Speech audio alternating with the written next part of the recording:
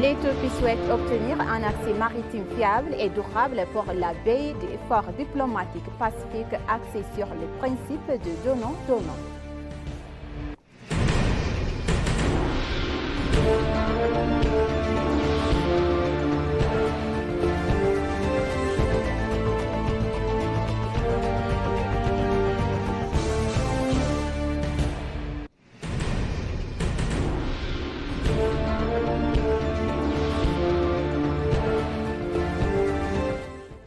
Bonjour chers téléspectateurs et bienvenue sur ABC, c'est notre journal d'aujourd'hui, du mercredi 26 mars 2025. C'est moi, Samra Godado, avec le journal. Restez avec nous. Le vice-premier ministre Tamaskan Oruna a déclaré que la modernisation des systèmes basés sur la technologie est essentielle pour une application efficace des lois contre la corruption. Un forum de consultation pour les parties prenantes sur l'application de la loi contre la corruption a eu lieu hier. Le vice-premier ministre Tamaskan Oruna, dans un message publié sur sa page de médias sociaux, a déclaré que le forum se concentre sur la coordination et la performance des anciennes parties prenantes. Il a déclaré que les anciens ont été chargés de continuer à renforcer leur activité en modernisant le système de coordination contenue et soutenue par la technologie et en se concentrant sur la mission nationale commune de la lutte contre la corruption.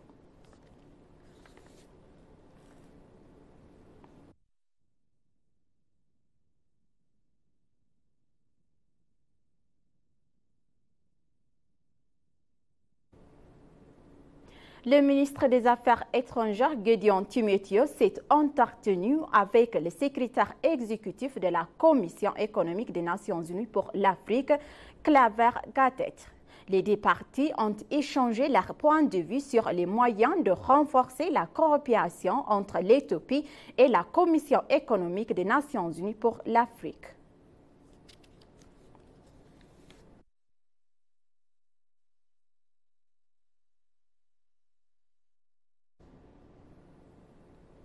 L'Éthiopie souhaite garantir un accès maritime fiable et durable pour la baie d'efforts diplomatiques pacifiques sur les principes de donnant-donnant, a déclaré Alena, le porte-parole du ministère des Affaires étrangères, Nebiat Getachew.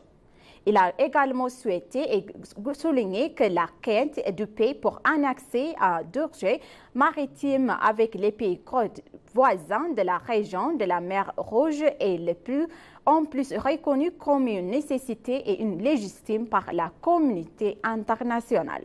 On rappelle qu'en répond aux questions des membres de la Chambre des représentants du peuple, le Premier ministre Abiy Ahmed a souligné que la communauté internationale justifiait la quête de l'Éthiopie pour un accès maritime car aucun autre pays éclavé ne surpasse pas l'Éthiopie en termes de superficie et de population.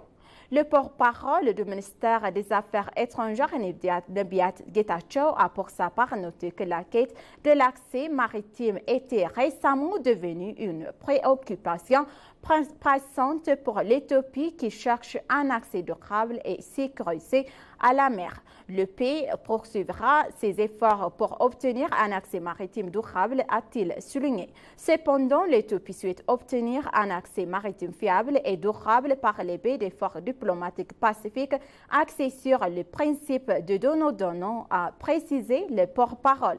Selon lui, les démarches visant à obtenir un accès maritime pour l'Éthiopie répondent sur une diplomatie pacifique et répondent sur un principe gagnant et gagnant.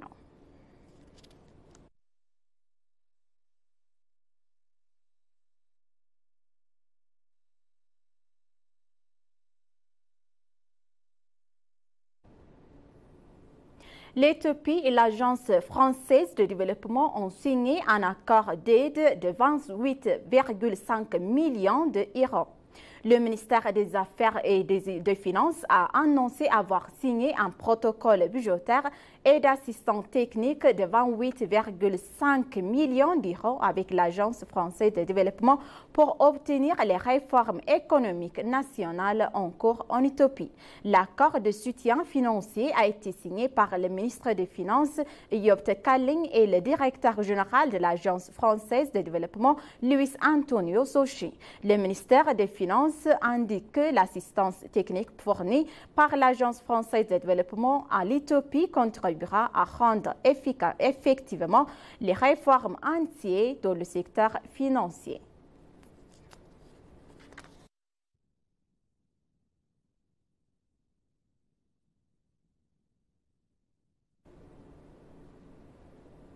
Le commissaire de la Commission fédérale éthique et de la lutte contre la corruption, Samuel, a rencontré l'ambassadeur d'Azerbaïdjan en Éthiopie, Rasul Nasibo. La discussion a porté sur les options permanentes au pays de travailler ensemble à la construction d'éthique et la préservation de la corruption. Au cours de la discussion, il a été déclaré que l'Éthiopie considère les résultats obtenus en Azerbaïdjan dans la construction d'une culture de bonne éthique et de la lutte contre la corruption comme une bonne expérience. La discussion a également porté sur la technique et l'échange d'expériences visant à améliorer le travail en cours en Éthiopie sur le renforcement de l'éthique, la préservation et la prévention de la corruption et l'application des lois anti-corruption. Les informations de la Commission indiquent qu'un accord a été conclu pour signer un accord de coopération entre les anciens anti-corruption d'Éthiopie et d'Azerbaïdjan.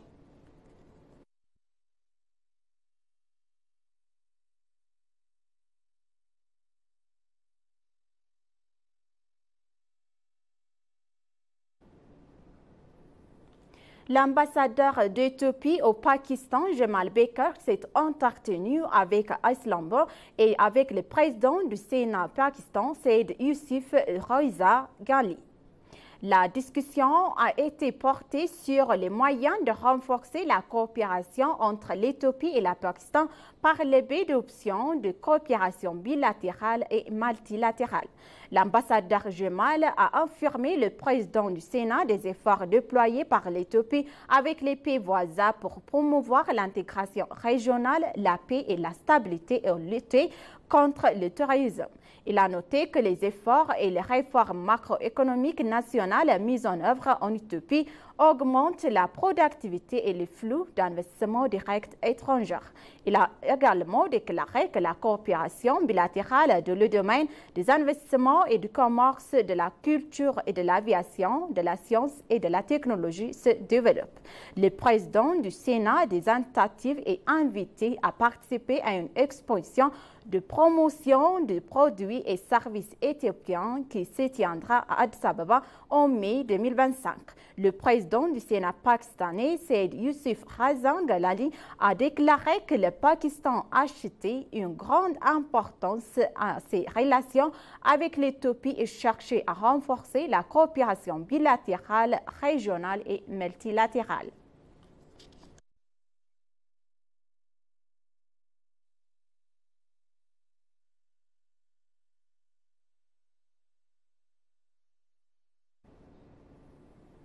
L'ambassadeur éthiopien en Allemagne, Iskender Yilga, s'est entretenu avec le ministère allemand des Affaires étrangères pour l'Afrique subsaharienne et Sahel.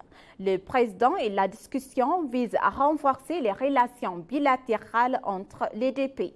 L'ambassade d'Éthiopie à Berlin a également indiqué que les pays ont discuté des moyens d'accélérer et célébrer conjointement le 120e anniversaire de l'établissement des relations diplomatiques entre les deux pays.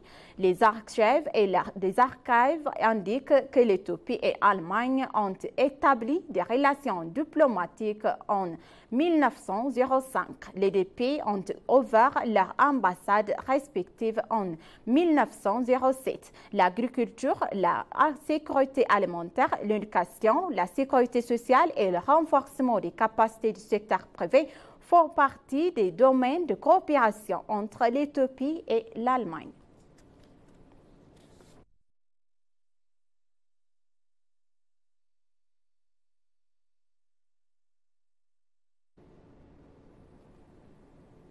La directrice générale des services d'immigration et de citoyenneté, Salama Daoud, a reçu et s'est entretenue avec une délégation conduite par Nathalie Sabson et responsable du gouvernement américain PS dans son bureau.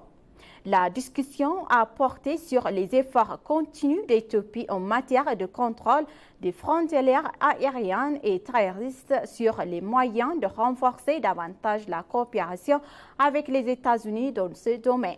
Il a expliqué sa gratitude au directeur général pour avoir soutenu le secteur pendant de nombreuses années et pour avoir été à leur côté même dans le même difficile.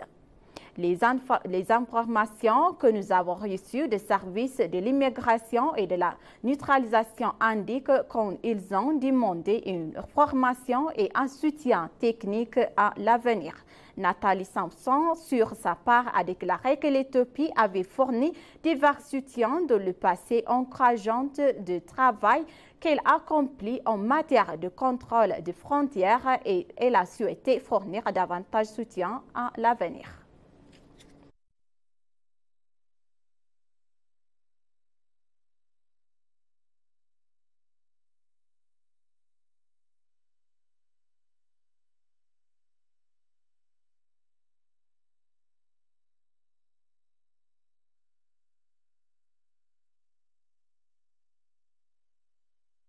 Chers téléspectateurs, maintenant, je vous rappelle les titres principaux. Le vice-premier ministre Mesken Turner a déclaré que la modernisation des systèmes technologiques est essentielle pour une application efficace des lois contre la corruption.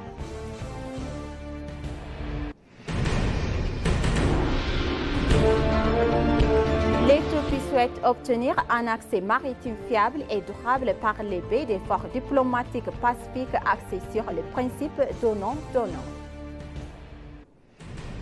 Merci, chers téléspectateurs, d'avoir resté avec nous jusqu'à la fin de notre journal d'aujourd'hui. Je vous souhaite une bonne journée.